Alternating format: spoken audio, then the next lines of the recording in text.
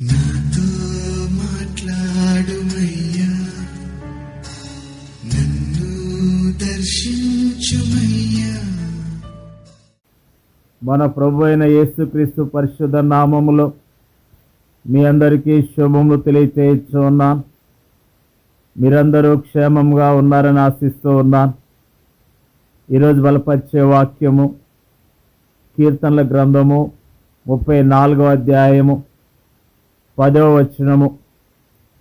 సింహ పిల్లలు లేమిగలవై ఆకలి గొనును, యెహోవాను ఆశ్రయించు వారికి ఏ మేలు కొదువై ఉండదు.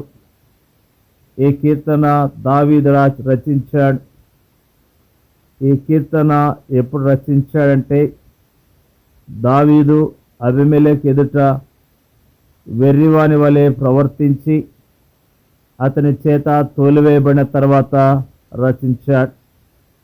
ఈ కీర్తనలో ఉన్న మాటలు చాలా అద్భుతంగా ఉన్నాయి. ప్రారంభములో దేవుని స్తుతిస్తున్నట్లుగా వచనాలు ఉన్నాయి. నేను ఎల్లప్పుడూ యెహోవాను సన్నిధించెదను, నిత్యము ఆయన కీర్తి నా నోట ఉండును. యెహోవాను బట్టి నేను అతిశయించుచున్నాను, దీనులు దాన్ని విని సంతోషించెదరు. నాతో కూడి యెహోవాను గణపరచుడి, మనము ఏకముగా కూడి ఆయన నామమును గొప్ప చేయుదము. నేను యెహోవా యొద్ద విచారణ చేయగా ఆయన నాకు ఉత్తరమిచ్చెను. నాకు కలిగిన భయములన్నిటిలో నుండి ఆయన నన్ను తప్పించెను. వారు ఆయన తట్టు చూడగా వారికి వెలుగు కలిగెను, వారి ముఖము ఎన్నడూనూ లజ్జింపకపోవును. ఈ దీనుడు మొరపెట్టగా యెహోవా ఆలకించెను, అతని శ్రమలన్నిటిలో నుండి అతన్ని రక్షించెను. యెహోవా యందు భయభక్తి గల వారి చుట్టూ ఆయన దూత కావలి ఉండి వారిని రక్షించును. యెహోవా ఉత్తముడని రుచి చూచి తెలుసుకొనడి, ఆయన ఆశ్రయించు నరుడు ధన్యుడు. యెహోవా భక్తులారా, ఆయనందు భయభక్తులుంచుడి, ఆయనందు భయభక్తులుంచువానికి ఏమీయూ కొదవలేదు. సింహ పిల్లలు లేమిగలవై ఆకలి గొనును, యెహోవాను ఆశ్రయించు వారికి ఏ మేలు కొదువై ఉండదు. అద్భుతమైన మాటలను దావీదు భక్తుడు తెలియజేస్తూ ఉన్నాడు. మన ప్రభు ప్రతి విధమైన పరిస్థితుల్లో మనకు సహాయం చేసి మనల్ని ఆదరించే శక్తి గలవాడు అని ప్రభు నామంలో తెలియజేస్తూ ఉన్నాం. సింహము సృష్టిలోని అత్యంత శక్తివంతమైన జంతువు. అందుకే అన్ని మృగముల్లో పరాక్రమ గలదై ఎవరికైనా భయపడి వెనుకకు తిరగని సింహము ఇక్కడ మనకు తెలియజేయబడింది. సృష్టిలోనే అత్యంత శక్తివంతమైన జంతువు సింహం కూడా ఆకలి కొనవచ్చు, కానీ యెహోవాను ఆశ్రయించు వారికి ఏ మేలు కొదువై ఉండదు. తాము దేవుని నుండి పొందే వాటి విషయములో కొందరికి అమితమైన అసంతృప్తి ఉండవచ్చు. మనం ఎన్నో మంచి విషయాలు దేవుని నుండి పొందాలని ఆశిస్తాం. వాటి కోసము సుదీర్ఘమైన ప్రార్థనలు కూడా చేస్తాం. అయినప్పటికీ వాటిలో ఏవి కూడా మనం పొందలేదు అని బాధపడుతూ ఉంటాం. మనము అనేక విషయాలను ఆశిస్తాము, అవి మంచివని మనం అనుకుంటాం. అయితే వాటిని పొందనందుకు వాస్తవానికి మనము దేవునికి కృతజ్ఞతలు చెల్లించాలి. ఎందుకంటే మనకు ఏవి మంచివో, ఏవి క్షేమకరమైనవో, ఏవి లాభకరమైనవో, ఏవి ఉపయోగకరమైనవో, ఏవి మేలుకరమైనవో దేవునికి బాగా తెలుసు. ఏవైతే మంచివని, ఏవైతే మనకు ఉపయోగకరమైనవని మనం అనుకుంటామో అవి వాస్తవానికి మనకు నష్టాన్ని, ప్రమాదాన్ని చేకూర్చుతాయని ఆయనకు తెలుసు. అనేక మంది విశ్వాసులకు తాము ఆశించింది చివరికి ఒక ఉరిగా మారినట్లుగా చరిత్ర మనకు తెలియజేస్తున్నది. కీర్తన గ్రంథం 34:10లో యెహోవాను ఆశ్రయించు వారికి ఏ మేలు కొదువై ఉండదని రాయబడి ఉంది. ఇక రాయబడిన ఆశ్రయించు వారికి అనే మాట ఇంగ్లీష్ బైబిల్లో వెదుకు వారికి అని అనువదించబడింది. అంటే దీని అర్థము యెహోవాను వెదుకు వారికి ఏ మేలు కొదువై ఉండదో అని. అంతేకాని లోకంలో ఉన్న వాటిని వెతుక్కు వారికి ఏ మేలు కొదువై ఉండదు అని కాదు.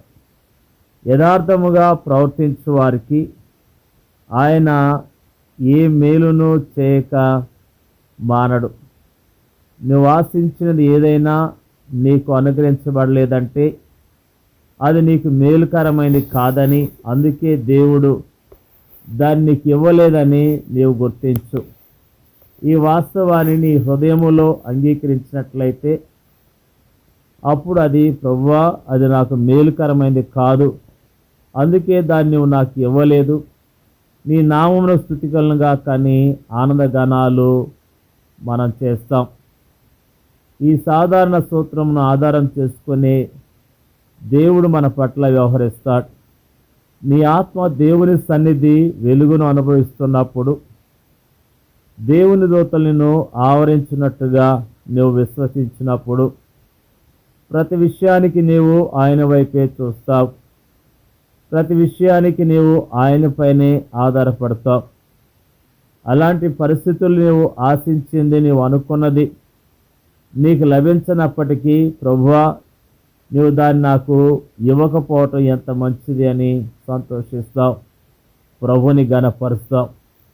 ప్రేమైన దేవుని యొక్క ప్రజలారా, నిజముగా దేవుడు ఎంత మంచివాడు. మనకి ఏం కావాలో ఆయనకి బాగా తెలుసు, ఎప్పుడు ఇవ్వాలో కూడా ఆయనకి బాగా తెలుసు. ఆయన చిత్తానికి లోబడి ఆయన ఇచ్చిన వాటితో తృప్తి కలిగి ఉన్నప్పుడు మనం ఎంతగానో ఆదరించబడతాం, ఆస్వాదించబడతాం. కాబట్టి మనము ప్రభుని ఆశ్రయించి ప్రభు యందు విశ్వాసం ఉంచి ప్రభు ద్వారా గొప్ప ఆశీర్వాదాలను మనం పొందుకుందాం. నిజముగా తన భక్తులకు ఆయన ఏ మేలు చేయక మానడు అన్న విషయాన్ని మనము జ్ఞాపకం చేసుకోవాలి. ఆయన మనం ప్రేమిస్తున్న దేవుడు, ఆయన మనకు మేలు చేసే దేవుడు, మన పరిస్థితులను అర్థం చేసుకొని సహాయం చేసే దేవుడు, ఆయన ఎంత ప్రేమ కలిగినవాడో అన్న విషయాన్ని జ్ఞాపకం చేసుకుంటూ ఆయన స్తుతించాలి, ఆయన ఘనపరచాలి. దావీదు భక్తుడు అనుభవం గుండా వెళ్ళాడు. ఆ సమస్యల నుంచి విడుదల పొందుకున్నాడు, ఇబ్బందుల నుంచి విడుదల పొందుకున్నాడు, దేవుని నుంచి సహాయాన్ని పొందుకున్నాడు, దేవుని నుంచి ఆనందాన్ని పొందుకున్నాడు. అందుకని దావీదు భక్తుడు దేవుని స్తుతిస్తున్నాడు. ఆయన కీర్తి ఆయన నోట్లో ఉన్నట్లుగా భక్తుడు మాటలు తెలియజేస్తున్నాడు. ఆయన అతిశయించడమే కాకుండా మరి ఆయన భక్తులందరూ నాతో కూడి మరి ఆనందించినట్లు అని అన్నట్లుగా దావీదు తెలియజేస్తూ ఉన్నాడు. నిజంగా మనమందరం కూడా దేవుని స్తుతిస్తూ మహిమపరుస్తూ దేవుని కొరకు జీవిద్దాం. దేవుడి యొక్క వాక్యాన్ని దీవించునుగాక. పరిశుద్ధులైన మా తండ్రి, జీవం కలిగిన మా ప్రభువా, మంచి దేవా, నీకు వందనాలు. ఈరోజు నా ప్రభువా అద్భుతమైన మాటలు ధ్యానం చేయటానికి మాకు ఇచ్చిన ధన్యతను బట్టి నీకు స్తుతులు స్తోత్రాలు తెలియజేస్తూ ఉన్నాం. ప్రభువా మరి సింహ పిల్లలు లేమి గలవై ఆకలి గొంటాయని నిన్ను ఆశ్రయించే వారికి ఏ మేలు కొదువై ఉండదు అన్న విషయాన్ని మాకు జ్ఞాపకం చేసినందుకు నీకు స్తోత్రాలు తెలియజేస్తూ ఉన్నాం. ప్రభువా మా పట్ల ఎంత ప్రేమ కలిగి ఉన్నావు, మా పట్ల ఉద్దేశాలు కలిగి ఉన్నావు, మాకు ఎప్పుడు ఏం కావాలో అది ఇచ్చే దేవుడిగా ఉన్నందుకు నీకు వందనాలు స్తోత్రాలు తెలియజేస్తూ ఉన్నాం. ప్రభువా నిన్ను ఆశ్రయించి నీ చిత్తానికి లోబడి ప్రభువా నీ యొక్క ఉద్దేశాలను నెరవేరుస్తూ నీ కొరకు జీవించడానికి పరిశుద్ధాత్మ దేవుని యొక్క సహాయాన్ని మాకు దయచేయమని ప్రార్థన చేయొచ్చు ఉన్నాం. ప్రభువా నీ యొక్క భక్తులందరినీ జ్ఞాపకం చేసుకోండి అయ్యా. ప్రపంచవ్యాప్తంగా ఉన్న నీ భక్తులు నిన్ను ఆశ్రయించి నీ నామంలో ధైర్యం తెచ్చుకొని విశ్వాసంతో జీవించడం నేర్పించండి అయ్యా. ధైర్యం తెచ్చుకోవడానికి సహాయం చేయండి.